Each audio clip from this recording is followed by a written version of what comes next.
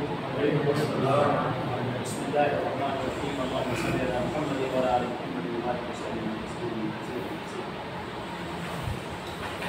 بسم الله الرحمن الرحيم. عن حذيفة رضي الله تعالى عنه قال: والله ما أدري أنسي أصحابي أم تناسوا، والله ما ترك رسول الله صلى الله عليه وسلم من قائد فتنة إلى أن تنقضي الدنيا يبلغ من معه 300 فصاعدا إلا قد سماه لنا باسمه واسم أبيه واسم قبيلته. رواه ابو داؤد.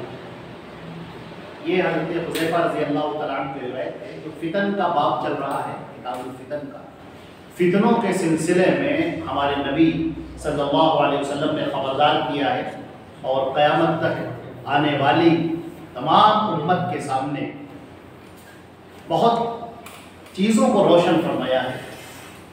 اور ہم نے پچھلے دروس میں بھی کہا ہے کہ فتن کی احادیث ایک تو ہمارے لیے سرمایہ حیات ہیں، کیسے زندگی گزاری جائے، لیکن ایک بہت بڑی چیز اس کے علاوہ ہے جسے پیشن گوئی کہا جاتا ہے، جو نبی کریم صلی اللہ علیہ وسلم کی رسالت کی ایک بہت بڑی دلیل ہے کہ آپ نے ایسی چیزوں کے بارے میں بیان کیا کہ جس کے بارے میں کوئی تصور نہیں کر سکتا تھا، کوئی سوچ نہیں سکتا. ایسی ایسی چیزوں کو آپ نے روشن فرمایا. بھی ایک پورا باب آئے گا، باب الملاحم، جنگوں کا بیان جو اس کے بعد شروع ہوگا. اس کا تعلق تو فتنوں کے احادیث سے ہے. اور شاید آپ کو یاد ہو کہ ہم نے کہا تھا کہ ان فتنوں کو ہم نے 3 حصوں میں تقسیم کیا. فتنوں کا ایک چیپٹر تو وہ ہے جو نبی کریم صلی اللہ علیہ وسلم کی وفات کے بعد سے شروع ہوتا ہے، اور دوسرا چیپٹر وہ ہے جو عہد عروج کا ہے، جو مسلمانوں کی خلافت کا عروج کا زمانہ ہے لیکن فتنوں کی برسات ہے. اور تیسرا جو حصہ ہے وہ مسلمانوں کے دور زوال کا ہے اور قیامت سے پہلے کا ہے. تو اس طرح سے 3 حصوں کے اندر نبی کریم صلی اللہ علیہ وسلم کی جو فتن کی احادیث ہیں وہ تقسیم کی گئی. صحابہ کرام کے زمانے میں یہ بات روشن نہیں تھی کہ کون سا واقعہ کب پیش آئے. ان کے لہٰذا ہم جو حدیثیں پڑھتے ہیں جو صحابہ کرام نے ہمارے سامنے بیان کی ہیں اس میں ترتیب ہمیں نہیں ملتی، سوائے یہ کہ جہاں پر اللہ کے رسول نے خود ترتیب بیان کی. اس کے علاوہ صحابہ کرام نے ہمارے سامنے ان احادیث کو پیش کر دیا ہے جو اللہ کے رسول نے بیان کی. اب بعد کے آنے والے زمانے نے یہ بتایا کہ کون سی چیز کب واقع ہوئی، کون سا واقعہ کب پیش آیا. یہ بعد کے آنے والے دور میں ثابت ہوتا ہے، اس دور میں یہ باتیں ثابت نہیں ہوئی. لہذا ہم کو جو احادیث یہاں پر ملیں گی وہ اسی طریقے سے ملی جلی ملیں گی اور ہم انہیں ایک ایک کر کے الگ کرتے ہوئے چلتے ہیں. تو آپ یہ دیکھیں، یہ جو پہلی جو ہمارے سامنے یہ فصل ثانی ہے، یعنی فصل اول ختم ہو چکی ہے، دوسری جو فصل شروع ہوتی ہے مشکات المصابیح کی کتاب الفتن کی. حضرت حذیفہ رضی اللہ تعالیٰ عنہ ارشاد فرماتے ہیں، مگر ہم یہ بات بہت واضح کرتے ہیں کہ یہ جو روایت ہے یہ امام ابو داؤد رحمۃ اللہ علیہ نے اس کو بیان کیا ہے، مگر یہ روایت امام البانی رحمہ اللہ نے اس کو ضعیف قرار دیا ہے. دیگر محدثین نے اس نے حسن قرار دیا ہے، کچھ نے صحیح قرار دیا ہے، لیکن امام البانی رحمہ اللہ نے اس کو جو ہے ضعیف قرار دیا ہے. اور انہوں نے کہا ہے کہ عبداللہ ابن فروخ الخراسانی اس کے اندر جو راوی ہے وہ منکر الحدیث ہے اور اس کی حدیث جو ہے وہ منکر ہوتی ہیں، لہذا اس کا بھروسہ نہیں کیا جائے گا. تاریخ کبیر میں اور کتاب الجرح والتعدیل میں اور تقریب التہذیب میں اس کا تذکرہ ملتا ہے. تو اس روایت پر بھروسہ نہیں کیا جا سکتا ہے کیونکہ راوی اس کا صحیح نہیں. اس میں یہ ہے کہ مجھے نہیں معلوم کہ میرے ساتھی بھول گئے ہیں یا وہ بھولنے کی کوشش کر رہے ہیں یا بتکلف بھولنے کا بیان کر رہے ہیں. اللہ کے رسول صلی اللہ علیہ وسلم نے کسی بھی ایسے فتنے کے قائد کے بارے میں جو قیامت تک کے لیے ایسے قائد کے بارے میں جس کے ساتھ میں 300 لوگ ہوں یا اس سے زیادہ، مگر یہ کہ اللہ کے رسول نے ہمیں اس کا نام بتا دیا، اس کے والد کا نام بتا دیا، اس کے قبیلے کا نام بتا دیا. ایسا نبی کریم صلی اللہ علیہ وسلم کا طریقہ تھا. لہذا اس روایت کو امام البانی رحمہ اللہ نے ضعیف قرار دیا. حضرت ثوبان رضی اللہ تعالیٰ عنہ کی روایت ہے جو بڑی اہم روایت ہے اور اس کا تعلق اس فتنے کے دور سے ہے جو ہمارے زمانے کے فتنے. حضرت ثوبان رضی اللہ تعالیٰ عنہ فرماتے ہیں قال رسول اللہ صلی اللہ علیہ وسلم، اللہ کے رسول صلی اللہ علیہ وسلم نے بیان فرمایا انما اخاف علی امتی الائمۃ المضلین، مجھے اپنی امت پر گمراہ کر دینے والے اماموں کا ڈر ہے، خوف، مجھے اپنی امت پر گمراہ کرنے والے اماموں کا خوف ہے اور ڈر ہے، اور تلوار اگر ایک مرتبہ میری امت میں چل پڑے گی آپس میں تو پھر قیامت تک اٹھے گی۔ یہاں پر اللہ کے نبی صلی اللہ علیہ وسلم نے امام قرار دیا۔ امام کا مطلب ہوتا ہے قائد، لیڈر، رہنما۔ امام کچھ اچھے بھی گزرے ہیں جو جنہوں نے امت محمدیہ کی بہترین قیادت کی، علمی لحاظ سے بھی اور دیگر لحاظ سے بھی، اور کچھ ایسے لوگ ہوئے جن کے پیچھے پیچھے چلنے والے بہت سارے لوگ ہوئے مگر وہ گمراہی والے لوگ، معتزلہ کا فرقہ، جہمیہ کا فرقہ، قدریہ کا فرقہ، مرجیہ کا فرقہ، یہ سب وہ لوگ ہوئے جنہوں نے امت کو گمراہی میں ڈالا۔ اور مزے کی بات ہے کہ یہ معاملہ صرف اسی دور کا نہیں تھا، یہ ایسی چیز ہے جو آج بھی برقرار ہے۔ آج بھی ایسے حضرات موجود ہیں جو قرآن اور سنت سے ہٹا کر امت محمدیہ کو کسی اور طریق پر ڈالنا چاہتے ہیں۔ آپ دیکھیں گے کہ ان کی پوری دعوت، پوری کوشش نہ تو قرآن کے اوپر ہے، نہ تو حدیث کے اوپر ہے، نہ تو توحید کے اوپر ہے، نہ تو شرک کے بیان کرنے کے اوپر ہے، نہ تو سنتوں کو واضح کرنے کے اوپر ہے۔ ان کی پوری کوشش یہ ہے کہ ہمارا اپنا جو بنایا ہوا ایک طریق ہے، ایک نظام ہے، چاہے وہ کوئی بھی سلسلہ ہو، کوئی تصوف کا سلسلہ ہو یا اور کوئی طریقہ ہو، کوئی تنظیمی طریقہ ہو، کوئی جماعتی طریقہ ہو، کہ لوگ اس کے اوپر ہیں۔ ان کی کوشش اس بات کی نہیں کہ قرآن اور حدیث کے مطابق اپنے آپ کو ڈھالتے ہوئے چلے گئے، قرآن اور حدیث جو کہے اس کی طرف کرتے ہوئے چلے گئے، نہیں۔ ان کی محنت یہ ہے، ان کی کوشش یہ ہے کہ ہمارے جو بزرگان دین جو چلے آ رہے ہیں ان کا طریقہ کسی طریقے سے صحیح قرار، ان کی باتیں کسی طریقے سے صحیح قرار، وہ رسوم اور رواج جو امت محمدیہ میں آ گئے ہیں ہم اس کو کسی طرح سے صحیح کریں، ساری کوشش اس وقت۔ ہم نے اس سے پہلے بھی عرض کیا ہے کہ امت محمدیہ فرقوں میں بٹ رہی، آگے چل کر حدیث آئے گی آپ کے سامنے، فطروں کے حدیث میں اس کا ذکر کیا ہے نبی کریم صلی اللہ علیہ وسلم، کہ لوگ بٹتے ہوئے چلے جائیں گے، بکھرتے ہوئے چلے جائیں گے۔ ہر آدمی ایک جو فرقہ لے کر چلے گا وہ کسی شخصیت پر مبنی ہوتا ہے، کسی کی آئیڈیالوجی، کسی کی فکر، اسی کے ارد گرد وہ گھومتا ہے۔ جتنے مسلمانوں کے فرقے ہیں جو ٹکڑوں میں جو بٹے ہوئے، آپ ان کو دیکھیں، آپ شیعوں کو دیکھیں، پوری ان کی محنت 12 اماموں کے اوپر، انہی کے اقوال، انہی کی باتیں، انہی کے فتاوے، انہی کی باتیں، انہی کے اوپر۔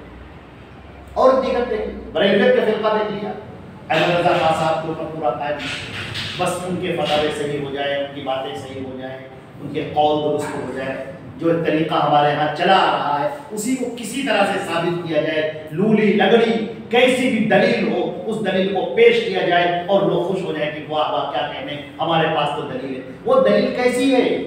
وہ دلیل ضعیف ہے، لولی ہے، لگڑی ہے، وہ دلیل چلنے کے لائق نہیں ہے، لیکن لوگ خوش ہیں کہ نہیں ہمارے پاس دلیل ہے۔ وہ اسی بات میں مست ہیں، ان کے علماء ان کو اسی بات میں انجیکشن دیتے رہتے ہیں، ان کو سمجھاتے رہتے ہیں کہ نہیں ہمارے پاس دلیل تو ہے۔ ایک مرتبہ بھی اپنے دماغ کا ڈھکن کھول کر وہ یہ نہیں سوچتے ہیں، آنکھیں کھول کر یہ نہیں دیکھتے ہیں کہ جو دلیل ہے وہ دلیل صحیح بھی ہے کہ نہیں۔ مسئلہ یہ نہیں ہے کہ میں بڑا خوش ہو گیا کہ میری جیب میں نوٹ رکھے، میں بہت خوش ہوں میری جیب میں نوٹ رکھے، یہ میری جیب سے نوٹ نکالا، بڑے ہم خوش ہو گئے۔ مسئلہ یہ ہے کہ جو نوٹ آپ اپنی جیب میں رکھے ہیں وہ نوٹ اصلی ہے کہ نہیں۔ مسئلہ تو اس وقت آدمی اس بات پر خوش ہو رہا ہے کہ میری جیب نوٹوں سے بھری ہے، یہ دیکھیے 100 کا نوٹ ہے، یہ دیکھیے 200 کا نوٹ ہے، دیکھیے 500 کا نوٹ ہے، بڑا خوش ہو رہا ہے۔ یہ خوشی کا مقام نہیں ہے عزیزوں، خوشی کا مقام اس وقت ہوگا جب یہ نوٹ صحیح، اگر نقلی ہے تو دیکھا کسی کام کا۔ لہٰذا ابھی ہم نے جیسے کہ ذکر کیا بہت سارے فرقے ہیں جو یہ کہتے ہیں ہمارے پاس دلیل ہے، ہمارے پاس دیکھیں دلیل موجود ہے، سوال یہ ہے کہ وہ دلیل صحیح بھی ہے کہ نہیں؟ وہ دلیل ہی ضعیف تو نہیں ہے، وہ دلیل ہی لولی لنگڑی تو نہیں ہے، تو اس کے اوپر آپ کا دین کیسے قائم ہوگا کہ آپ کا دین کوئی لولا لنگڑا دین ہے کیا، کمزور دین ہے کیا؟ ہمارا دین مضبوط ہے، مضبوط بنیادوں پر قائم ہے، ہمارا دین بالکل صحیح ہے، صحیح حدیثوں پر قائم ہے، ہمارے یہاں نہ کوئی جھوٹ کا گزر ہے، نہ کذب کا گزر ہے، نہ بہتان کا گزر ہے، نہ دوسروں کو دھوکہ دینے کا گزر ہے، یہ ہے ہی نہیں۔ ہمارا دین تو آسمان سے اترا ہوا صاف ستھرا دین ہے، جو اللہ کے رسول صلی اللہ علیہ وسلم پر نازل ہے، پوری دنیا کی ہدایت کے لیے، ہر ایک انسان کی نجات کے لیے، اس دین کے ہم ماننے والے، اس دین کے ہم چلنے والے۔ تو اللہ کے رسول کیا فرماتے ہیں؟ مجھے خوف ہے، مجھے اندیشہ، خوف کب ہوتا ہے؟ جب معلوم ہوتا ہے کہ یہ آدمی نہ صرف یہ کہ کامیاب ہو رہا ہے بلکہ اپنے ساتھ لوگوں کو لے کر جا رہا ہے۔ اللہ کے رسول فرماتے ہیں کہ میری مثال تو اس طرح سے ہے جیسے کسی نے شمع روشن کی اور پتنگے دور دور سے آ کر اس پر گرنے لگے، اب مثال ہو رہے ہیں، اس کے اوپر اپنی جان دے رہے ہیں۔ مثال دیکھیے، اللہ کے رسول فرماتے ہیں میں تمہاری کمر پکڑ پکڑ کر جہنم سے دور کر رہا ہوں اور تم ہو کہ اسی پر نثار ہوتے ہیں۔ اللہ کے رسول ایک ایک کو کمر سے پکڑ پکڑ کر ہدایت کے راستے پر لا رہے ہیں۔ یہ توحید کا راستہ ہے، اس کو سمجھ لو، یہ شرک ہے، اس کو سمجھ لو، یہ سنت ہے، اس کو سمجھ لو، یہ بدعت ہے، اس کو سمجھ لو۔ لیکن ہم کہتے ہیں کہ نہیں، ما وجدنا آباءنا، جو ہم نے اپنے باپ دادا کو پایا ہے بس وہی ٹھیک ہے۔ ہمارے باپ دادا غلط تھے کیا؟ ہمارے اسلاف غلط تھے کیا؟ ہمارے بزرگان دین غلط تھے کیا؟ جو ہماری کتابوں میں لکھا ہوا ہے غلط لکھا ہے کیا؟ عزیزان گرامی، دنیا کے معاملے میں آپ ایسا رویہ اختیار نہیں کرتے۔ دنیا کے معاملے میں اگر آپ کی صحیح نوٹ، بالکل صحیح نوٹ اگر پھٹی ہے تو آپ لیتے نہیں ہے دکاندار سے، آپ کہتے ہیں نہیں ہم کو دوسری نوٹ دیجیے، نوٹ صحیح ہے، وہ 500 کی نوٹ کوئی آدمی آپ کو دیکھ رہا ہے اور ٹوٹی پھٹی ہوئی نوٹ ہے، آپ کہیں نہیں اس کو رکھو اپنے پاس میں، وہ کہے کیا غلط ہے کیا بھائی؟ آپ کہیں نہیں غلط نہیں ہے، ہم کو صحیح اچھی نوٹ دو، پھٹی ہوئی نہیں ہونی چاہیے۔ وہاں آپ جو نوٹ بھی صحیح ہے وہ پھٹی لینا گوارا نہیں کرتے، اور یہاں دلیل جو صحیح نہیں ہے اس کو لینا گوارا کرتے، زندگی بھر سینے سے اس کو چپکائے۔ جو دلیل منکر ہے، دلیل ضعیف ہے، دلیل موضوع ہے، روایت جھوٹی ہے، فیک ہے، لوگوں کی بنائی ہوئی ہے، جعلی ہے، صحیح نہیں ہے، تمام محدثین کا اتفاق ہے کہ جو یہ جھوٹ بولنے والا راوی ہے اس کی روایت نہیں لی جائے گی، لیکن آپ اسی کی روایت کو اپنے سینے سے لگا رہے ہیں اور کہتے ہیں نہیں ہمارے پاس دلیل تو ہے۔ تو اللہ کے نبی نے فرمایا کہ مجھے ڈر ہے تمہارے اوپر، اپنی امت پر، ان اماموں کا، اماموں کا مطلب یہاں پر لیڈر، امام کا مطلب وہ امام باقرہ نہیں، امام بخاری امام مسلم نہیں، بلکہ امام کا مطلب لیڈر، جو لوگوں کی رہبری کرنے والا ہے، اور وہ رہبری کرنے والا جو گمراہی میں ڈالتا ہے، وہ لوگوں کو لے کر آتا ہے، لوگوں کو ڈوڈوبی بجاتا ہے اور لوگوں کو قرآن حدیث کی طرف نہیں بلاتا ہے، لوگوں کو اپنی طرف بلاتا ہے یا اپنے پیروکار کی طرف بلاتا ہے، اپنے بڑوں کی طرف بلاتا ہے، اپنے رسوم و رواج کی طرف بلاتا ہے، وہ قرآن و سنت کی طرف نہیں بلاتا۔ تو اللہ کے نبی صلی اللہ علیہ وسلم نے یہ پیشن گوئی فرمائی ہے، اور یہ پیشن گوئی بھی اس لیے ہے تاکہ ہر مسلمان چوکنا رہے۔ یہ فتنوں کی حدیثیں اسی لیے ہیں تاکہ فتنوں کے دور میں جو ہم لوگ جی رہے ہیں، اپنی زندگی گزار رہے ہیں فتنوں کے دور میں، وہ ہم زندگی کیسے گزاریں۔ ہدایت کا راستہ بالکل واضح راستہ ہے، گمراہی کے راستے بالکل کھلے ہوئے راستے ہیں، بس ذرا سی آنکھیں کھول کر دیکھنے کی ضرورت ہے میرے عزیزو۔ ہدایت واضح ہے، گمراہی واضح ہے، صاف ہے، بالکل کوئی گنجلک نہیں ہے، کہیں پیچیدگی نہیں ہے، لیکن آنکھیں کھولنے کی ضرورت ہے۔ اگر آپ کہیں کہ نہیں ہم تو بھروسہ کرتے ہیں اپنے بڑوں کے اوپر، بس یہی چیز ہے جو آپ کو نقصان پہنچائے گا۔ آپ آنکھیں کھولیے اور یہ دیکھیے کہ جو دلائل پیش کیے جا رہے ہیں وہ دلائل کیسے ہیں۔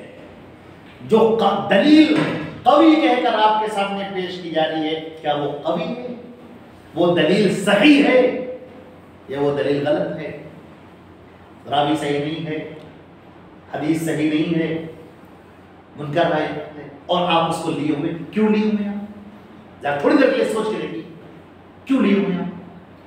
میں یہاں پر زیادہ کہنا مناسب نہیں سمجھتا ہوں، اشارہ کر کے نکل جانا مناسب سمجھتا ہوں، اس کو سمجھنے والے سمجھ لیں گے۔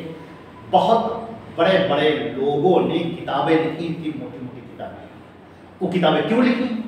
یہ کتابیں اس لیے لکھی ہیں تاکہ ہمارے امام کا قول ہم اس کو صحیح ثابت کر کے دکھائیں، اور اس میں جو آدمی جتنا ماہر وہ اتنا ہی بڑا ہوگا کہ یہ حدیثیں صحیح ہیں۔ اب بتاؤ، ارے یہ تو صحیح حدیثیں ہیں لیکن ہمارے امام کا قول تو یہ نہیں ہے، یہ صحیح حدیثوں والا قول ہمارے امام کا نہیں ہے۔ تو اب وہ بڑا مولانا مانا جاتا ہے، بڑا عالم مانا جاتا ہے جو اپنے امام کے قول کو ثابت کر کے دکھا دے اور ان صحیح حدیثوں کو کنارے کر دے کہ ہمارے امام نے ان حدیثوں پر اس لیے عمل نہیں کیا، اس لیے کہ یہ دلائل موجود ہیں۔ وہ دلائل کیسے ہیں؟ لولے، لگڑے، کمزور، ضعیف، لیکن آپ دیکھ رہے ہیں اس حدیث کو بہت اچھی طرح سے سمجھیے۔ نبی کریم صلی اللہ علیہ وسلم فرماتے ہیں مجھے خوف ہے، مجھے اندیشہ اپنی امت پر، ایسے لیڈروں پر جو گمراہ کر دینے والے ہوں گے۔ عزیزان گرامی، قرآن حدیث کو چھوڑ کر جو آدمی جہاں جائے گا گمراہ۔ آج فیس بک کے اوپر، واٹس ایپ کے اوپر، سوشل میڈیا کے اوپر آپ کو ایسے ایسے مولانا ملیں گے، ایسے ایسے علماء ملیں گے جن کی زبانیں بڑی شیریں ہوں گی، جن کی باتیں بڑی شیریں ہوں گی، بڑی اچھی طرح سے باتیں کرنے والے، بڑی لچھے دار باتیں کرنے والے، دل میں اتر جانے والی تقریریں کرنے والے، لیکن ان کے دلائل قرآن اور حدیث کی بنیاد پر نہیں ہیں، جھوٹی باتیں ہیں، جھوٹے قصے ہیں، غلط روایتیں ہیں۔ مسلمانوں کا مجمع بیٹھ کر سن رہا ہے اپنے نبی کی ضعیف روایتوں کو۔ افسوس، محدثین نے اس لیے لکھا تھا کہ مسلمان چوکنا ہو کر اس سے دور رہے۔ ضعیف حدیثوں کو، موضوع حدیثوں کو اس لیے اکٹھا کیا گیا تھا تاکہ مسلمان چوکنا رہیں، اس سے دور رہیں۔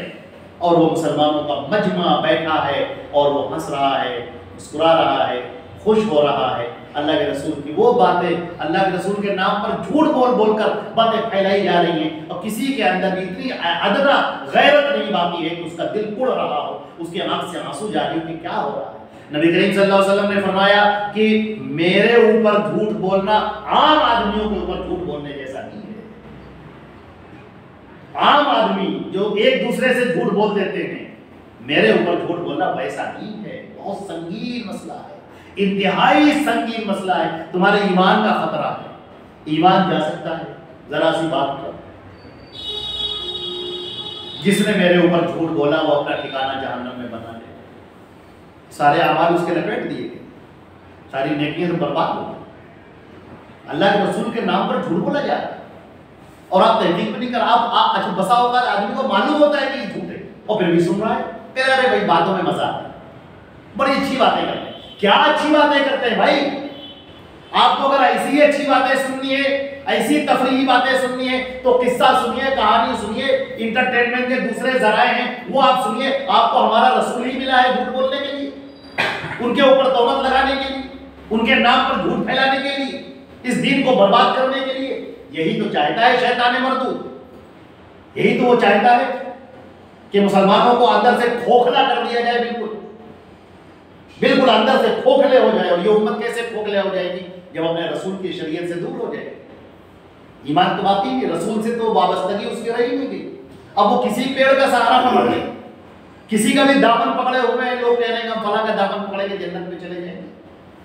آپ کو جنت میں داخل کرانے کے لیے خود اللہ کے رسول صلی اللہ علیہ وسلم کی بعثت، والذی بعث فی الامیین رسولا منکم، وہ اللہ کی ذات ہے جس نے رسول کو بھیجا ہے تمہارے لیے۔ اللہ نے وہ رسول تمہارے لیے بھیجا ہے، تمہارے لیے اتارا ہے۔ اور رسول کا کام ہی یہ ہے کہ تم کو سیدھا راستہ دے۔ وَإِن تُطِيعُوهُ تَهْتَدُوا، اگر تم ان کی اطاعت کرو گے تو تم ہدایت پا جاؤ گے۔ وَإِنَّكَ لَتَهْدِي إِلَىٰ صِرَاطٍ مُسْتَقِيمٍ، اور اے نبی بے شک صرف آپ لوگوں کو صراط مستقیم کی رہنمائی کرتے ہیں۔ تو مجھے ڈر ہے، نبی کریم صلی اللہ علیہ وسلم نے فرمایا اِنَّ الْمُسْلِمِينَ، اور آپ نے فرمایا کہ جب تلوار میری امت پر چل پڑے گی تو پھر اٹھے گی نہیں، مسلمان آپس میں ٹکراتے رہیں، مسلمانوں کا گروہ آپس میں ٹکراتا رہے گا۔ اس کو دوسری حدیث میں اس طرح سے واضح کیا گیا ہے، جو فتن کی حدیثوں میں اس کا بھی تذکرہ ملتا ہے۔ نبی کریم صلی اللہ علیہ وسلم نے فرمایا کہ بنی اسرائیل 72 فرقوں میں تقسیم ہو گئے اور تم 73 فرقوں میں تقسیم ہو جاؤ گے۔ کلہم فی النار الا ملۃ واحدہ، سب جہنم میں جائیں گے سوائے ایک ملت۔ لوگوں نے کہا اللہ کے رسول کو جنت میں جانے والے کون لوگ؟ آپ نے فرمایا جس پر میں ہوں میرے سے میں ہوں، اتبع ما اوحینا الیک، اے نبی تو پیروی کر جو ہم تیرے اوپر اتار رہے۔ جس پر صحابہ ہیں سورہ اعراف، پیروی کرو جو تمہارے رب کی طرف سے تمہارے لیے اتارا جا رہا ہے، اتبع ما انزل الیکم من ربکم، سورہ اعراف کی آیت نمبر 3۔ تو آپ دیکھ رہے ہیں کہ اللہ کے رسول کس پر ہے؟ جو ہم نے اتارا۔ صحابہ کس پر ہیں؟ جو ہم نے اتارا۔ جو اللہ کے رسول نے شریعت اتاری، یہاں تو لوگوں نے اپنی شریعتیں بنائی ہیں، اپنے طریقے بنائے ہوئے ہیں، اس کی طرف دعوت بھی دے رہے ہیں، اس کے اوپر جھوٹی روایتیں بھی پیش کر رہے ہیں، جھوٹی حدیثیں گڑھی گئی ہیں۔ علامہ ابن جوزی نے پوری ان کو اکٹھا کیا ہے ایک جگہ پر، اور جھوٹی حدیثیں پھیلانے کی وجہ کیا ہے، کیوں جھوٹی حدیثیں لوگ بناتے ہیں؟ اس کے اندر باقاعدہ جو محدثین نے لکھا ہے کہ ہم نے جب پکڑ کے لوگوں سے پوچھا کہ تم یہ جھوٹی حدیثیں کیوں بناتے ہو، جھوٹی حدیثیں کیوں پھیلاتے ہو، تو آپ کو ملا کہ باقاعدہ لوگوں نے کہا کہ اپنے مسلک کو بچانے کے، اپنے امام کے قول کو صحیح ثابت کریں، اس لیے ہم نے کیا۔ یہ بات بالکل آیا ہے۔ اب ہم آتے ہیں اگلی روایت کے اوپر۔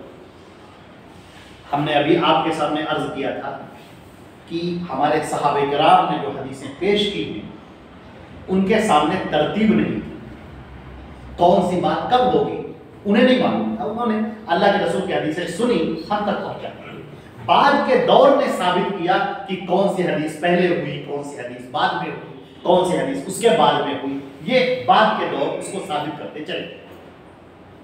اب یہاں سے آپ دیکھیں نبی کریم صلی اللہ علیہ وسلم نے اس پوری امت کا اس کے اوپر ایک تبصرہ فرمایا ہے۔ دیکھیے اس کو، حضرت سفینہ کہتے ہیں وعن سفینہ قال سمعت النبی صلی اللہ علیہ وسلم یقول، سفینہ کہتے ہیں کہ میں نے نبی کریم صلی اللہ علیہ وسلم سے فرماتے ہوئے سنا، الخلافت 30 سنتا، خلافت 30 سال تک رہے گی، ثم تکون ملکن، اس کے بعد پھر بادشاہت ہوگی۔ سفینہ کہتے ہیں کہ جوڑ لو، حضرت ابو بکر کی خلافت 2 سال، حضرت عمر کی خلافت 10 سال، حضرت عثمان کی خلافت 12 سال، حضرت علی کی خلافت 6 سال۔ ہم یہ دیکھتے ہیں کہ یہ جو زمانہ ہے جو خلافت کی ترتیب کا، نبی کریم صلی اللہ علیہ وسلم نے اس بات کی پیشن گوئی فرمائی کہ میرے جانے کے بعد فتنے بکثرت اٹھے گے، بہت تیزی سے فتنے اٹھے گے، اور آپ نے اسی میں فرمایا تھا کہ جو ان فتنوں سے بچا رہا تو کیا کریں، کیا السعید لمن جنب الفتن، جو فتنوں سے بچ گیا تو کیا کریں، کیا کریں۔ نبی کریم صلی اللہ علیہ وسلم کی ادھر وفات ہوئی، آپ کی نعش مبارک ابھی گھر کے اندر موجود ہے، ابھی تدفین عمل میں نہیں آئی، اور ادھر کچھ ایک ٹولہ کھڑا ہو گیا جس نے خلافت کی جنگ چھوڑ دی کہ یہ خلیفہ کیسے بنیں گے۔ کسی نے کہا انصار میں سے ہوئے، کسی نے کہا مہاجرین میں سے ہوئے۔ قریب تھا، یہ منافقین کی لگائی ہوئی آگ تھی، اور دھیرے دھیرے جب بڑھنی شروع ہوئی تو ظاہر سی بات ہے کہ جب پھیلتی ہے تو بہت سارے نیک لوگ بھی اسی کی زد میں آتے ہیں۔ اب صحابہ کرام میں ایک ہنگامہ برپا ہو گیا، لوگوں نے جلدی سے حضرت ابو بکر صدیق کو، حضرت عمر فاروق کو، حضرت عثمان غنی کو پکڑا اور کہا کہ چل کے دیکھیے کیا ہو رہا، سقیفہ بنی ساعدہ میں کیا ہو رہا۔ وہ جب وہاں پر پہنچے تو لوگوں نے دیکھا کہ پوری بھیڑ لگی، اور مہاجرین میں سے کوئی کہہ رہا ہے کہ خلیفہ ہم میں سے ہوگا، اور انصار میں کوئی کہہ رہا ہے خلیفہ ہم میں سے ہوگا۔ اور کچھ لوگ ہیں جو اس آگ کو ہوا دے رہے ہیں، کچھ لوگ ہیں جن کی زبانیں انگارے کر رہی ہیں۔ دیکھا جب حضرت ابو بکر صدیق تو کھڑے ہو گئے، انہوں نے کہا قال رسول اللہ صلی اللہ علیہ وسلم، اللہ کے رسول صلی اللہ علیہ وسلم نے فرمایا ہے۔ میرے عزیزو ذرا سنو، پتہ چل جائے گا مومنین کون ہے اور منافقین کون ہے۔ یہ پیمانہ صدیق رضی اللہ تعالیٰ عنہ نے پیش کر دیا کہ ابھی جیسے ہی ہم اللہ کے رسول کا نام لیں گے تو جو مومنین ہوں گے ان کی گردنیں جھک جائیں گی، اور جو منافقین ہوں گے وہ گرگٹ کی طرح گردن اپنی اکڑا جائیں گے۔ اور وہی ہوا، انہوں نے کہا قال رسول اللہ صلی اللہ علیہ وسلم ائمۃ من قریش، ائمہ امام جو بھی ہوگا قریش میں سے ہوں گے۔ اتنا سننا تھا کہ سارے انصار کی گردن جھک جاتی، سارے مہاجرین کی تلواریں گر جاتی، سب ختم، سارا اختلاف ختم ہو گیا۔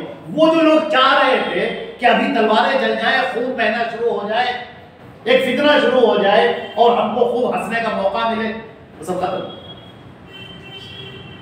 مجھے ایسا لگتا ہے، میرا جی چاہتا ہے کہ میں یہ بات عرض کروں کہ ہر زمانے میں مومنین اور منافقین کا ٹولہ ملا جلا رہے گا، لوگ ملے ہوں گے، آگ لگانے والے آگ بھی لگائیں گے، شرارے اگلنے والی زبانیں شرارے بھی اگلے گی، لیکن جو ہی کوئی کھڑا ہو جائے گا اور کہے گا قال رسول اللہ صلی اللہ علیہ وسلم، جو مومنین ہوں گے ان کی گردنیں جھک گئی، کی تلواریں گر گئی، بغض عداوت ختم ہو گئی، قال سمعنا واطعنا، ہم نے سن لیا اور ہم اطاعت کے لیے تیار۔ اور جو منافقین ہوں گے وہ حدیث رسول سے بھاگنے والے۔ اللہ تعالیٰ ہم لوگوں کو مومنین میں شامل۔ حضرت ابوبکر کا جو زمانہ ہے، تدفین کے بعد جب نبی کریم صلی اللہ علیہ وسلم کی تدفین ہو گئی، حضرت ابوبکر کے ہاتھ پر لوگوں نے بیعت کر لی، اسی وقت بیعت کر لی، جھگڑا ختم ہو گیا۔ اب منافقین نے دیکھا کہ یہ کیا ہو گیا، یہ تو جب وہ تو ہوا ہی نہیں، جو ہم چاہتے تھے وہ تو نہیں ہوا، تو پھر کیا کریں؟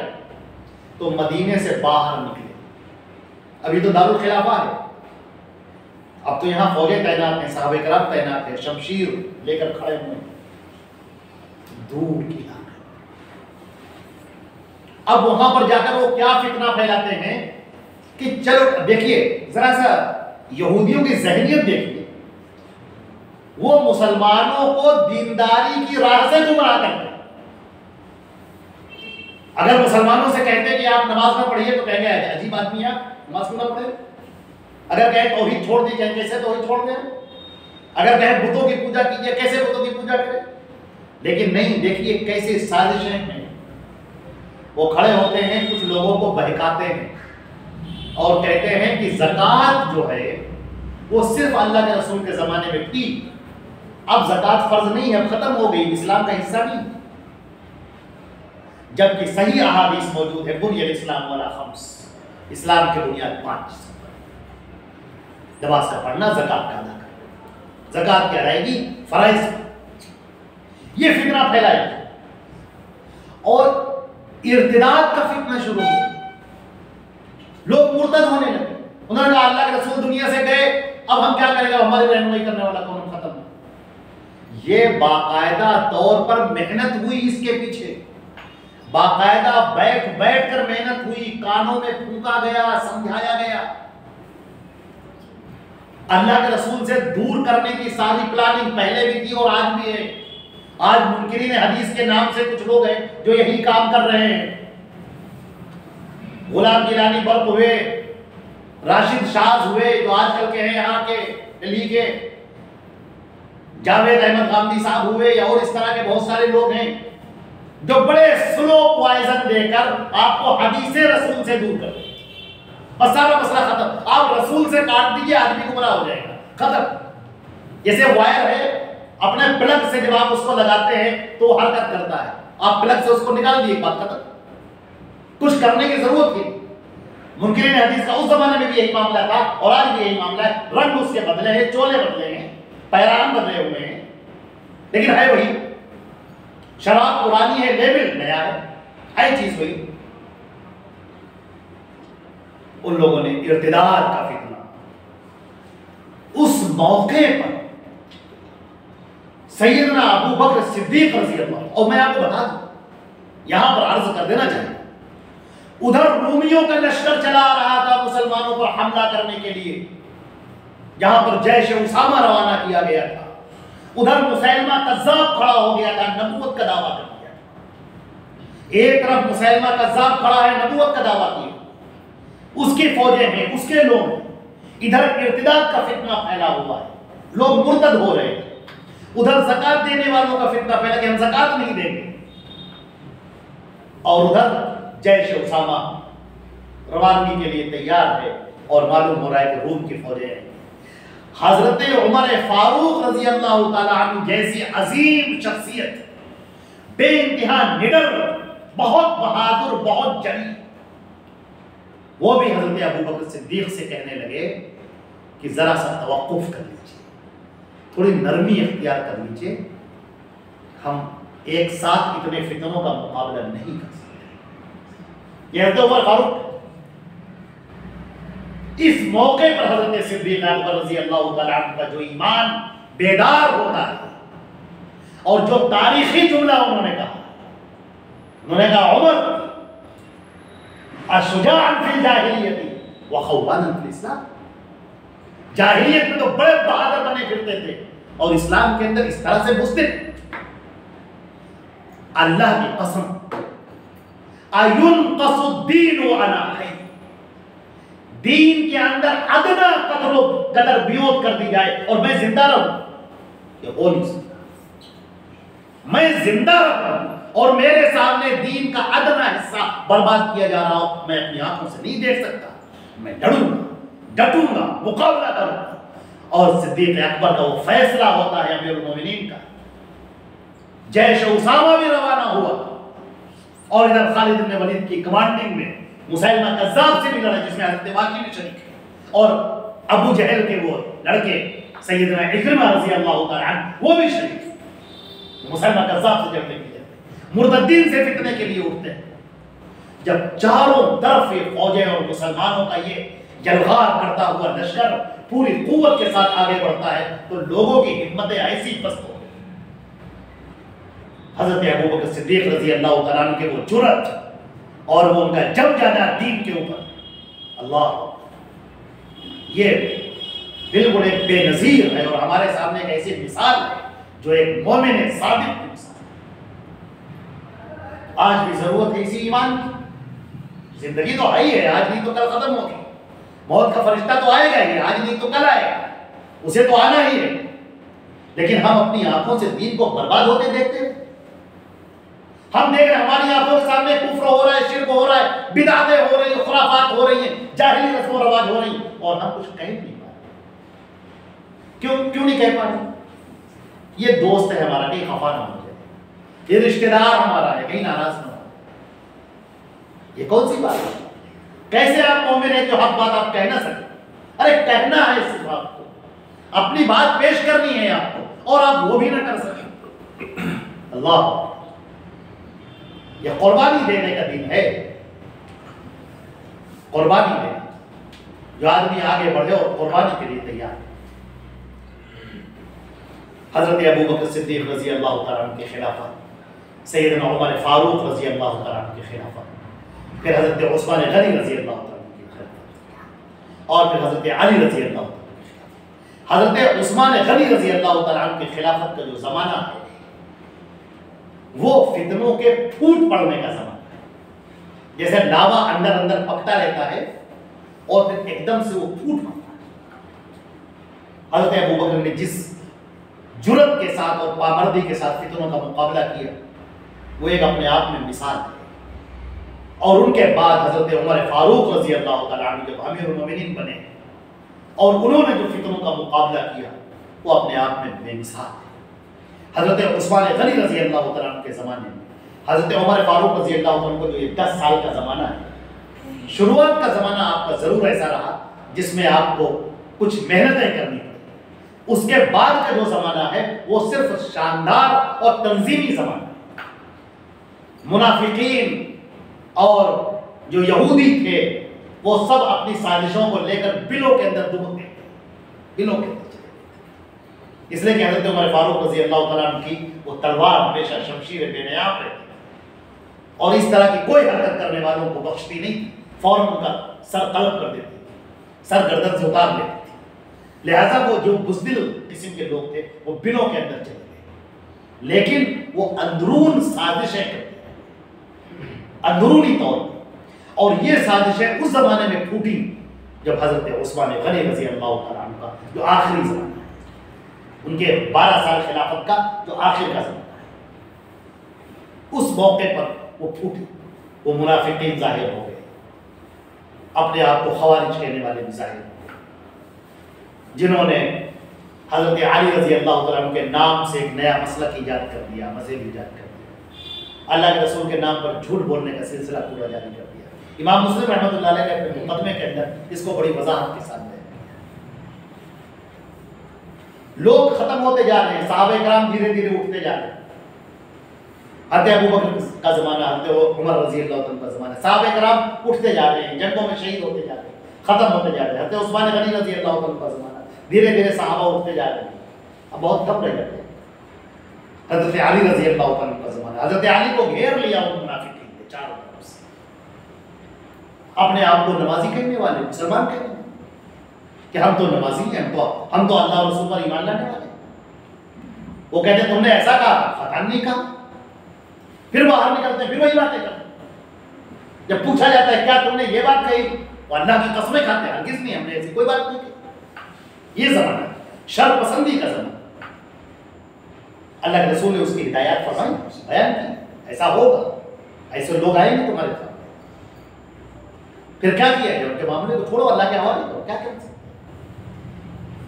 ہم تو ظاہر پر فیصلہ کرنے والے ہیں، ایک منصف، ایک قاضی، عدالت میں بیٹھنے والا جج، وہ تو ظاہر کو دیکھ کر فیصلہ کرے گا، باطن دل کے اندر کیا ہے وہ تو فیصلہ اللہ کرنے والا ہے۔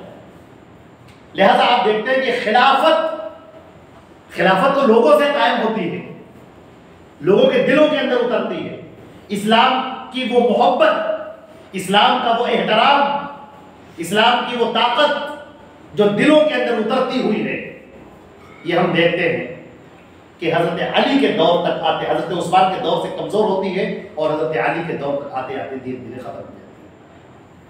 اب لوگوں کے سامنے کون رہ جاتے ہیں؟ لوگوں کے سامنے اب خلافت کی قدر کرنے والے نہیں۔ میں حضرت امیر معاویہ کے ایک جملہ سناتا ہوں، تاریخ طبری نے اس کو بیان کیا۔ ممبر رسول پر کھڑے ہو گئے حضرت امیر معاویہ اور انہوں نے کہا کہ لوگوں، معاملہ ایسا ہے جیسے بارش ہوتی ہو اور بھیگی ہوئی بھیڑیں، اگر ان کا کوئی چرواہا نہ ہوا تو بھیڑیے اچک لے جائیں۔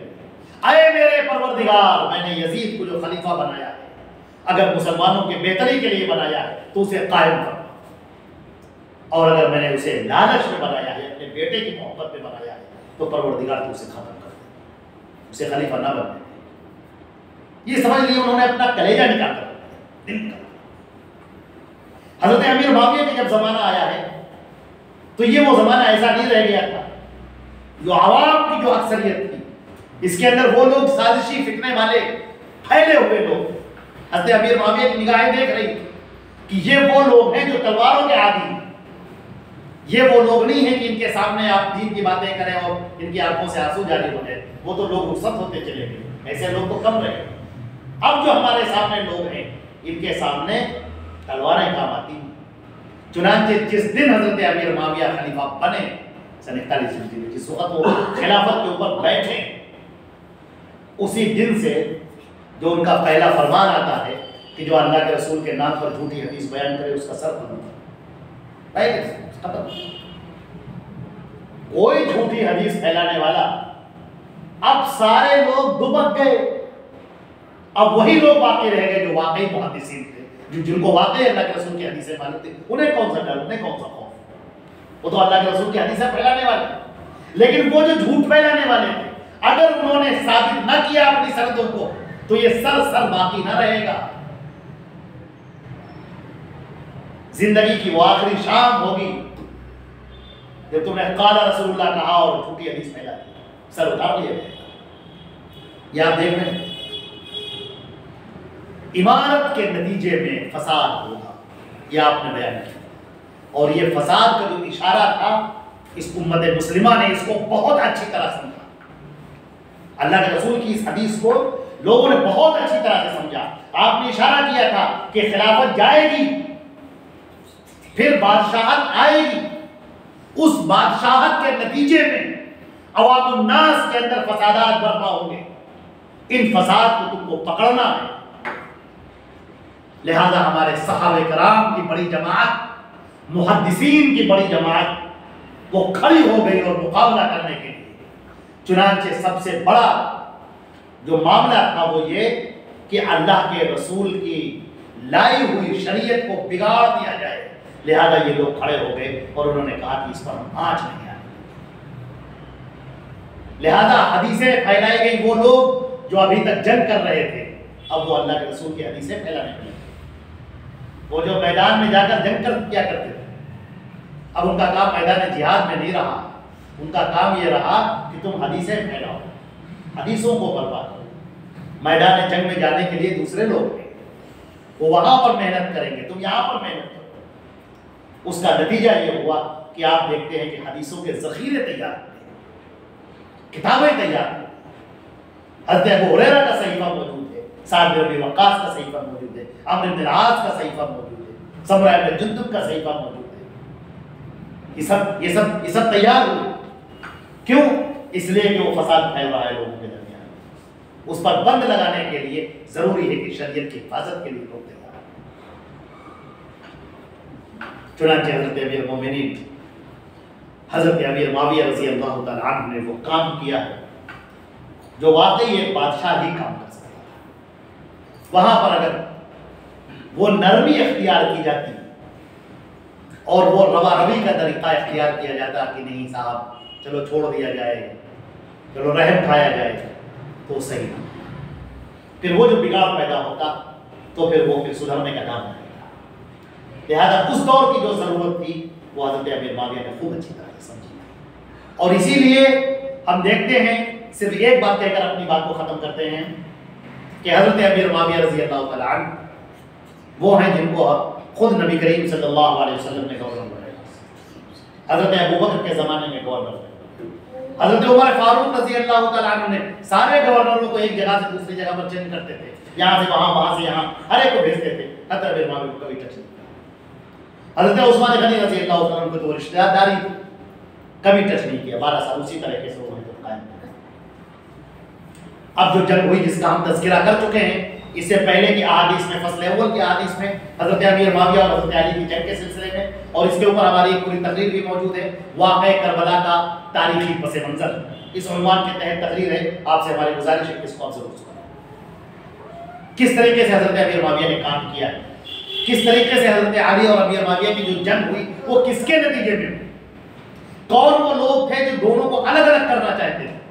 جب ایک ساتھ ابو موسیٰ اشعری رضی اللہ تعالیٰ عنہ ادھر سے اور سعد بن اور عمرو بن العاص ادھر سے، جب دونوں بیٹھ گئے صلح کرنے کے لیے، حضرت علی صلح کرنا چاہتے ہیں، حضرت امیر معاویہ صلح کرنا چاہتے ہیں، تو پھر وہ کون لوگ تھے جو نیزوں کے اوپر قرآن لے کر نکل کھڑے ہوئے اور یہی فطرہ خوارج کا کہلایا جن کو صحابہ کرام نے قتل کیا. خوارج کا. اور جب ان لوگوں نے دیکھا کہ حضرت علی سے وہ کام پورا نہیں ہو رہا ہے جس کے لیے ہم نے حضرت علی کی بیعت کی ہے اور ان کو خلیفہ بنایا ہے، تو انہوں نے حضرت علی کو بھی شہید کر دیا. حضرت علی کو شہید کرنے والے ابن ملجم خارجی، حضرت حسن کو زہر دینے والے اور حضرت امیر معاویہ پر حملہ کروانے والے، اور حضرت حسین کو کربلا میں شہید کرنے والے، یہی وہی لوگ ہیں. اور اس کے بعد چونکہ خلافت کے جب زمانہ آتا ہے، جب اس کے بعد اور بادشاہ مضبوط ہوتی چلی جاتی ہے، بادشاہت مضبوط ہوتی ہے، تو پھر ان حضرات کو سب سے زیادہ تکلیفیں ہوتی ہیں، کیونکہ وہ بادشاہ اپنے آپ میں اچھے رہے ہوئے، برے رہے ہوئے، لیکن اسلام کے لیے بہرحال وہ اچھے، اسلام کی حفاظت کرنے کے لیے وہ آگے تھے. جھوٹ اور شریعت کو بگاڑنے کے لیے وہ کبھی اس کے لیے وہ روادار نہیں تیار نہیں. اسی لیے بہت سارے لوگوں کو جو بہت تکلیفیں ہیں، بہت زیادہ جو تکلیفیں ہیں، وہ انہی لوگوں سے. حضرت ابوبکر سے بہت زیادہ تکلیف ہے، حضرت عمر فاروق سے بہت زیادہ تکلیف ہے، حضرت عثمان غنی سے بہت زیادہ تکلیف، اور تکلیف تو حضرت امیر حضرت علی رضی اللہ عنہ سے بھی بہت زیادہ، لیکن اب کیا کریں، اسی طریقے سے تکلیف حضرت ابی معاویہ سے بھی بہت ہے، اور ان کے بعد یزید سے بھی بہت، اور ان کے بعد جو بادشاہ ہیں ان سے بھی بہت ہے، یہاں تک کہ ان بادشاہوں کے مرنے پر یہ لوگ جشن منایا کرتے، چھپ چھپ کر جشن منایا کرتے۔ یہ کیوں تھا؟ کیا وجہ تھی؟ بادشاہ نے کون سے ان کی زمینیں ہڑپ دی، کون سے ان کے گھر پر قبضہ کر دیا؟ نہیں، ان کو وہ کام نہیں کرنے دے رہے تھے جو وہ کرنا چاہتے تھے، جس پلان کے تحت وہ آئے تھے۔ اور آج الحمدللہ انہی محدثین، ان بادشاہوں نے جو محدثین کو تقویت پہنچائی، قوت پہنچائی، اس کا نتیجہ یہ ہے کہ آج حدیثوں کا ذخیرہ صحیح روشنی میں آج ہمارے سامنے موجود ہے، پوری سندوں کے ساتھ ہمارے سامنے موجود ہے، جس کے اوپر مسلمان کو جو فخر کرتے ہو تو کرنے چاہیے۔ غیر لوگ فخر کرتے ہیں، یورپین مورخین، ڈاکٹر اسپرنگر جیسے لوگ، وہ یہ کہتے ہیں کہ مسلمانوں کو اس بات پر فخر ہونا چاہیے، انہوں نے اپنے نبی کی حدیثوں کو جیسے محفوظ رکھا ہے، دنیا کی کسی قوم نے اپنے کسی سربراہ کو محفوظ نہیں رکھا۔ 5 لاکھ لوگوں کی زندگانیاں محفوظ ہو گئی، جس نے صرف قال رسول اللہ کہا۔ یہ اسلام کے دین ہے، اللہ نے کہا تھا اس دین کی ہم حفاظت کرنے والے، اس کو ہم نے اتارا ہے اور ہم حفاظت کرنے والے۔ اللہ کی قسم اگر یہ دین اللہ کا اتارا ہوا نہ ہوتا تو اپنے پہلے مرحلے میں ختم ہو جائے۔ اندرونی سازشیں اور بیرونی سازشیں، ادھر مسلمانوں پر تلواروں کی الغار ہو رہی اور ادھر اندر سے فتنے برپا کیے جا رہے ہیں۔ آپ ذرا سوچیں تو صحیح کہ کس طرح ان کا مقابلہ کیا اس زمانے کے لوگوں نے۔ اللہ تعالیٰ سب پر اپنی رحمتوں کا نزول۔ حضرت حذیفہ رضی اللہ تعالیٰ عنہ کی ایک طویل روایت ہے جو ہمارے سامنے اس پورے پس منظر کو بیان کرتی ہے۔ ہمارے خیال سے یہ بہت چونکہ طویل روایت ہے، میں اس کا ترجمہ پیش کر دیتا ہوں، اور اس طرح کے مفہوم کی روایت جو پچھلا جو درس ہو چکا ہے اس کے اندر آ چکی ہے، میں ترجمہ پیش کرتا ہوں۔ حضرت حذیفہ رضی اللہ تعالیٰ عنہ فرماتے ہیں کہ میں نے کہا اے اللہ کے رسول، کیا اس خیر کے بعد میں شر ہوگا جیسے کہ پہلے شر تھا؟ قال نعم، آپ نے فرمایا ہاں شر ہوگا۔ اب صحابی سوال کر رہے ہیں، قال فما العصمۃ، کہا اللہ کے رسول جب وہ شر آئے گا تو ہم مقابلہ کیسے کریں گے؟ قال السیف، کہا تلوار سے، جو حضرت ابو بکر صدیق رضی اللہ عنہ، کہا تلوار سے مقابلہ۔ قال وهل بعد السیف بقیۃ، کہا کہ کیا تلوار کے بعد میں بھی کچھ فتنے باقی رہ جائیں گے؟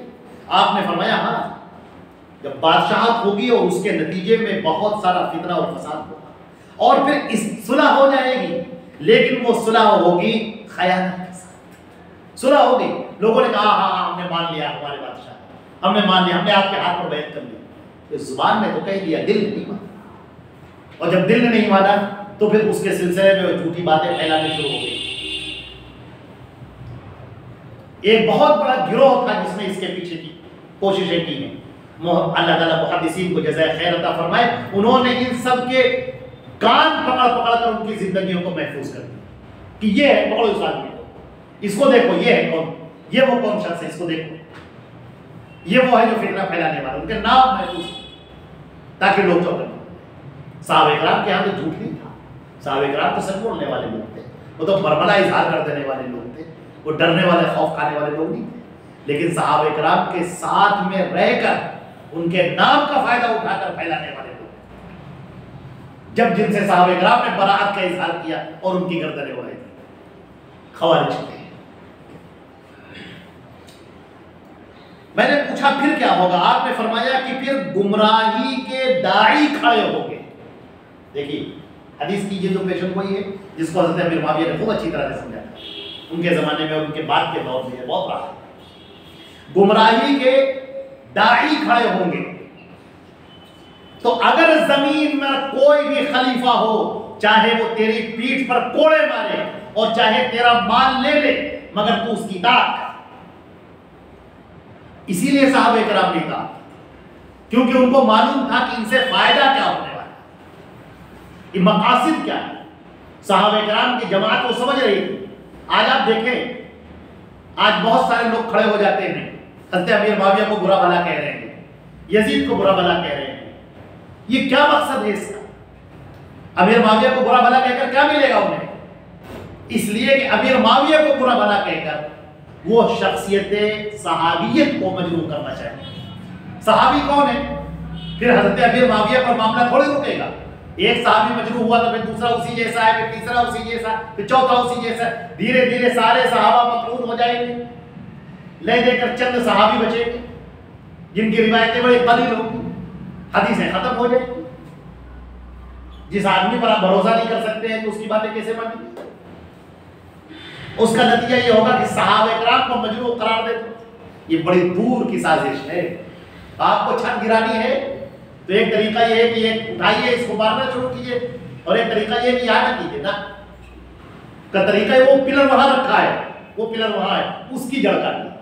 اب کوئی آوے اور کہے کہ ارے صاحب چھت تم کو گرانی تو وہاں کیا کر رہے ہو، وہ کہے کہ تم نہیں سمجھتے۔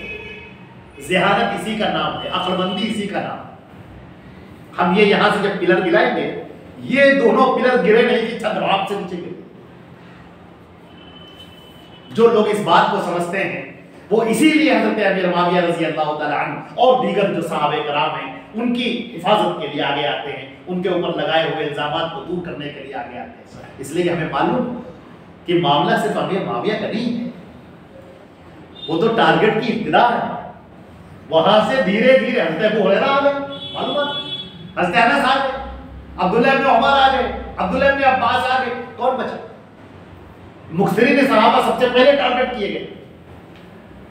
آپ ایک ایک کو کر کے چلے جائیے، اچھا ابھی معاویہ نہیں صحیح تھے، چلیے ان کو کنارے کیجیے، ابو ہریرہ اچھا وہ بھی نہیں صحیح تھے، ان کو کنارے کیجیے، حضرت انس وہ بھی نہیں صحیح، کون بچے گا؟ پھر دھیرے دھیرے کیا ہوگا؟ حدیثیں ختم، اب کیا بچا؟ قرآن پاک، یہدی بہ کثیرا ویضل بہ کثیرا۔ اس قرآن پاک کو پڑھ کے بہت سارے لوگ ہدایت پاتے، بہت سارے لوگ گمراہ ہو جاتے۔ گمراہ کیسے ہوتے ہیں؟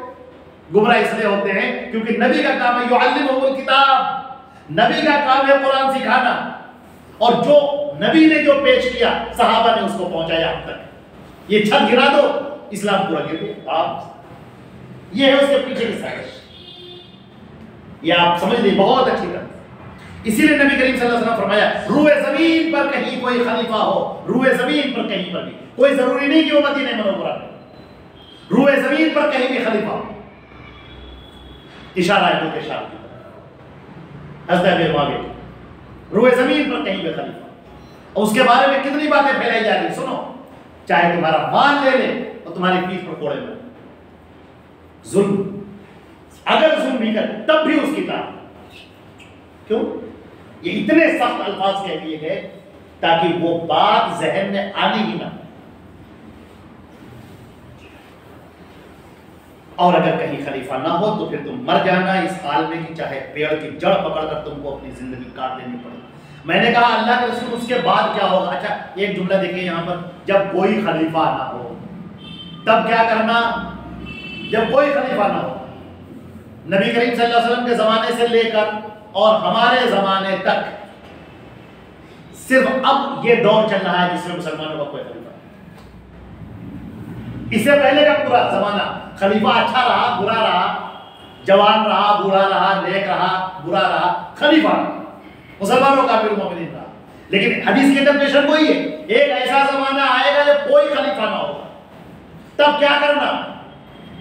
تب تم اپنے دین پر قائم رہنا، چاہے پیڑ کی جڑ پکڑ کر تم کو زندگی کاٹ دینی پڑے۔ یہ اشارے ہیں کہ فتنے بلبلا کرنے کے، آسمان سے برسیں گے فتنے، ایمان بچانا بہت مشکل ہو جائے گا۔ آگے روایت میں یہ بھی ہے کہ تم اپنی پرواہ کرنا، اپنے ایمان کی پرواہ کرنا، عوام کے معاملے کو چھوڑو، اپنے آپ کی فکر کرو۔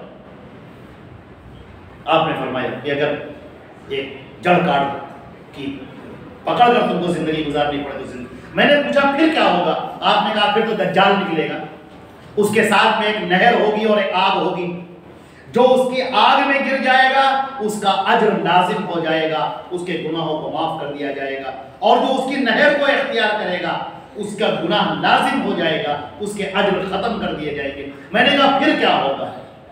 آپ نے فرمایا اس کے بعد اونٹنی ایک بچہ جنے گی، مگر وہ بچہ ابھی جوان نہ ہو پائے گا، سواری کے قابل نہ ہو پائے گا کہ قیامت قائم ہو۔ ایک روایت میں ہے کہ جو صلح ہوگی وہ قدورت کے ساتھ میں ہوگی، اور ایک جماعت پائی جائے گی ایسی، وجماعت علی قضائن، ایک جماعت ہوگی، یہ حضرت امام کے زمانے کی اشارہ ہے، ایک جماعت پائی جائے گی لوگوں کے درمیان میں، علی قضائن تو فساد برپا کرے۔ میں نے کہا اللہ کے رسول تو پھر صلح کیا ہوگی، اس کا کیا مطلب ہے؟ قدرت علی الدخن، کیا مطلب ہے اس کا کہ قدرت کے ساتھ صلح ہوگی، اس کا کیا مطلب ہے؟ آپ نے فرمایا کہ دل ویسے نہیں رہ جائیں گے جیسے پہلے۔ میں نے کہا کیا اس خیر کے بعد میں کوئی شر ہوگا؟ آپ نے فرمایا ایسا فتنہ آئے گا جو اندھا ہوگا بہرا ہوگا۔ ان دو لفظوں کو سمجھیے، اندھا ہوگا بہرا ہوگا۔ فتنہ آپ نے فتنہ قرار دیا، عزیزان گرامی ہماری بات کے ختم ہونے کا وقت ہو چکا ہے، ان دو باتوں کو پکڑے دیں۔ اندھا ہوگا یعنی حق کو نہ دیکھنے والا، بہرا ہوگا حق کو نہ سننے والا۔ حق ہے لکھا ہوا حق ہے، آنکھیں ہیں لیکن دیکھ نہیں۔ آپ لوگوں کو بلا رہے ہیں حدیثوں کی طرف، سن رہے ہیں لوگ، کان ہیں مگر سن، آنکھیں ہیں مگر دیکھ۔ یہ فتنہ، آنکھ رکھتے ہوئے لوگ نابینا اور کان رکھتے ہوئے لوگ بہرے، ایسا ہوگا۔ اور سنیے اس کی خاص پہچان اس فتنے کی، آنکھ رکھتے ہوئے نہیں دیکھ رہے، کان رکھتے ہوئے، دعاتن علی ابواب جہنم، ابواب النار، ایسے داعی مبلغ کھڑے ہوں گے جو لوگوں کو جہنم کے راستے کی طرف بلا رہے ہوں گے۔ اے حذیفہ اگر تم مر سکو اس حال میں کہ تم پیڑ کی جڑ پکڑ کر مر جاؤ تو یہ تمہارے لیے زیادہ بہتر ہے کہ ان میں سے کسی کی پیروی کرو۔ اللہ، یہ ابو داؤد کے اپنی باتوں کو یہی باتوں پر ہم ختم کرتے ہیں۔ فتنوں کا بیان چل رہا ہے اور ابھی اور چلے گا، اس کے بعد جنگوں کا بیان شروع ہوگا۔ یہ ساری باتیں بڑی اہم ہیں، آپ اللہ سے درخواست ہے کہ اس کو اچھی طرح سے سمجھیے، غور کیجیے، ان حدیثوں کو بار بار سنیے اور اپنے آپ کو چیک کیجیے، اپنے ایمان کو چیک کیجیے۔ اور ہدایت کا راستہ صرف ایک ہی ہے، وہ کیا ہے؟ جو اللہ نے اتارا ہے اور اپنے نبی پر اتارا ہے۔ حضرت محمد مصطفیٰ صلی اللہ علیہ وسلم ہمارے امام ہیں، ہمارے قائد ہیں، ہمارے رہنما ہیں، جنت کی طرف لے کر جانے والے ہیں۔ ہم ان کی پیروی کریں اور آنکھیں رکھتے ہوئے اندھے نہ بنیں اور کان رکھتے ہوئے بہرے نہ بنیں، بلکہ ہم نبی کریم صلی اللہ علیہ وسلم کی پیروی کرنے والے بنیں۔ یہ ہدایت کا راستہ ہے اور اس کے علاوہ سے گمراہی کا۔ اللہ تعالیٰ ہم کو آپ کو جنت کے راستے پر لے چلے اور گمراہی کے راستے سے بچائے۔ والسلام علیکم ورحمۃ اللہ۔